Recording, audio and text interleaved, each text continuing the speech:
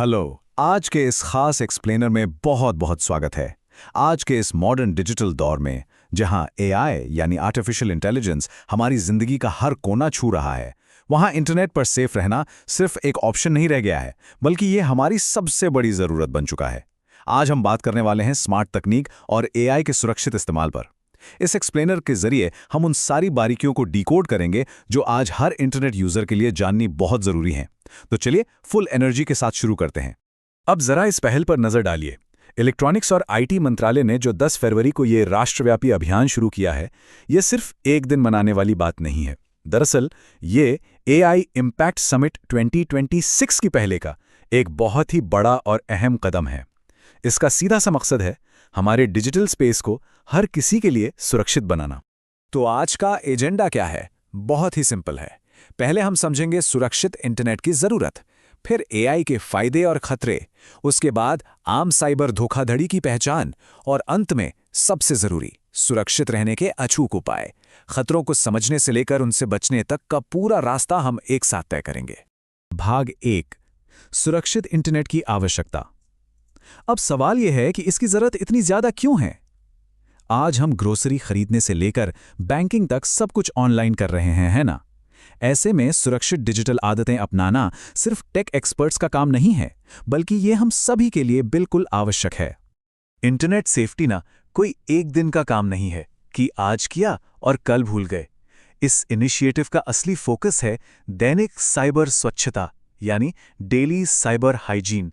जिस तरह हम रोज ब्रश करते हैं, नहाते हैं, ठीक वैसे ही हमें अपनी डिजिटल जिंदगी की भी रोजाना सफाई और सुरक्षा करनी होगी। हमें तकनीक के प्रति जिम्मेदार बनना ही होगा। भाग 2, एआई उपयोग और खतरे। यहीं पर एआई का सबसे बड़ा विरोधाभास या कह लीजिए पैराडॉक्स सामने आता है। एक तरफ ये इकोनॉमी और हेल्थ केयर को पूरी तरह से बदल रहा है, तो दूसरी तरफ कुछ बुरे लोग इसका गलत फायदा भी उठा रहे हैं। देखिए, तकनीक तो हमेशा न्यूट्रल होती है, असली खेल तो इस बात का है कि इसका इस्तेमाल कैसे हो रहा है। इस विजुअल ब्रेकडाउन से एआई के जोखिमों को समझना बहुत आसान हो जाता है। इन्हें हम मुख्य रूप से 4 कैटेगरी में बांट सकते हैं। यह समझना बहुत क्रूशियल है कि कैसे स्कैमर्स इस नई और एडवांस तकनीक को हम और आप जैसे आम लोगों के खिलाफ एक हथियार की तरह इस्तेमाल कर रहे हैं। तो ये 4 जोखिम कौन से हैं? पहला, फ्रॉड और डीप फेक के लिए एआई का गलत इस्तेमाल। दूसरा है प्राइवेसी और बिना बताए हमारे पर्सनल डेटा का इकट्ठा होना। तीसरा जोखिम है एआई के जरिए फैलाई जाने वाली गलत जानकारी या मिस इन्फॉर्मेशन। और चौथा, सिस्टम में पहले से मौजूद बायस या पूर्वाग्रह जो ऑटोमेशन के कारण और बढ़ जाते हैं। अब बात करते हैं सबसे सीरियस खतरे की, डीप फेक। इसे बहुत ध्यान से समझिएगा। ये एआई से बनाया गया ऐसा ऑडियो या वीडियो होता है जो 100% असली लगता है, लेकिन असल में पूरी तरह नकली होता है। इसका इस्तेमाल गलत सूचना फैलाने, ब्लैकमेल करने या पैसे ऐंठने के लिए धड़ल्ले से हो रहा है। और सबसे डरावनी बात, ये असली खबरों से भी ज्यादा तेजी से फैलता है। तो डीप फेक से कैसे बचें? इसके लिए एक बहुत ही सिंपल मेंटल चेकलिस्ट अपनानी होगी।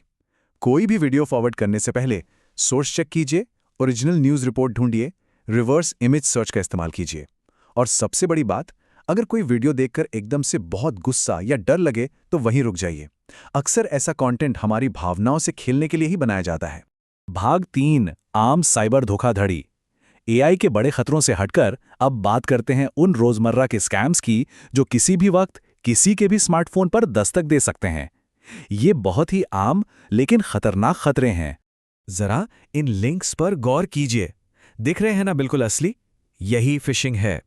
स्कैमर्स बहुत ही चालाकी से लिंक्स में मामूली सा बदलाव कर देते हैं, जैसे एल की जगह नंबर 1 लगा दिया या ओ की जगह 0 लिख दिया। ये छोटी छोटी स्पेलिंग मिस्टेक्स ही इन नकली लिंक्स की पहचान है। इसलिए क्लिक करने से पहले एक बार ध्यान से देखना बहुत जरूरी है। इन मैसेजेस का बस एक ही मकसद होता है, हमारे पासवर्ड और बैंकिंग डिटेल्स चुराना। इनकी पहचान क्या है? ये हमेशा एक झूठी जल्दबाजी या अर्जेंसी पैदा करेंगे, जैसे आपका अकाउंट अभी ब्लॉक हो जाएगा, तुरंत लिंक पर क्लिक करें। इनमें अक्सर अनजान लिंक होते हैं और अगर ध्यान से देखा जाए तो स्पेलिंग की गलतियां साफ नजर आ जाती हैं। अब जो बात हम करने जा रहे हैं वो फाइनेंशियल सेफ्टी का ऐसा गोल्डन रूल है जिस पर कभी कोई समझौता नहीं होना चाहिए। अपना OTP या UPI पिन कभी भी, और मेरा मतलब है कभी भी, किसी के साथ शेयर ना करें। और हाँ, अगर कोई आपको पैसे भेज रहा है तो पैसे रिसीव करने के लिए UPI पिन की कोई ज़रूरत नहीं होती है। पिन सिर्फ पैसे काटने के लिए होता है। एक और बहुत ही चालू स्कैम है रिमोट एक्सेस स्कैम। इसमें फ्रॉड करने वाले खुद को बैंक या कस्टमर केयर का अधिकारी बताकर फ़ोन में एनीडेस्क या टीम व्यूअर जैसे ऐप डाउनलोड करवा देते हैं। ऐप इंस्टॉल होते ही वे दूर बैठे बैठे स्क्रीन का पूरा कंट्रोल ले लेते हैं और मिनटों में बैंक खाता साफ कर सकते हैं। अजनबियों के कहने पर कभी कोई ऐसा ऐप डाउनलोड नहीं करना चाहिए।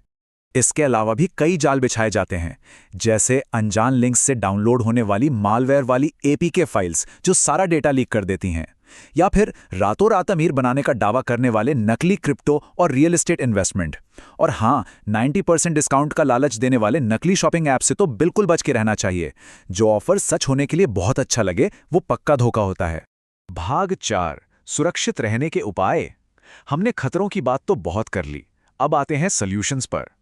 एक मजबूत डिजिटल सुरक्षा कवच कैसे तैयार किया जाए, आइए इसे समझते हैं। पासवर्ड भूल जाइए। असल में अब जमाना है पासफ्रेज का। अपना नाम या जन्मतिथि रखने के बजाय कोई ऐसा लंबा वाक्य चुनिए जो सिर्फ आपको याद हो, और उसमें कुछ स्पेशल कैरेक्टर्स मिला दीजिए, जैसे यहां उदाहरण में दिखाया गया है। ये जितना लंबा होगा, याद रखने में उतना आसान होगा, लेकिन किसी भी हैकर के लिए इसे क्रैक करना नामुमकिन हो जाएगा। अपनी रोजमर्रा की जिंदगी में कुछ सिंपल साइबर हाइजीन की आदतें डाल लेनी चाहिए। सभी अहम अकाउंट्स पर 2 फैक्टर ऑथेंटिकेशन यानी 2FA जरूर ऑन रखें। ये डबल लॉक की तरह काम करता है। बैंकिंग का काम खत्म होते ही हमेशा लॉग आउट करें। रेलवे स्टेशन या कैफे के फ्री वाईफाई पर कभी पैसे ट्रांसफर ना करें और अपने फोन के सॉफ्टवेयर को हमेशा अपडेट रखें। सुरक्षा का आखिरी और सबसे अहम हथियार है रिपोर्ट करना। अगर ऑनलाइन कुछ भी गड़बड़ लगे तो चुप मत बैठिए। प्लेटफॉर्म के ब्लॉक और रिपोर्ट टूल्स का इस्तेमाल करें। और अगर कोई साइबर फ्रॉड हो जाए तो घबराने के बजाय तुरंत national cyber crime helpline number 1930 dial करें। आपका एक एक्शन पूरे इंटरनेट को सुरक्षित बनाने में मदद कर सकता है।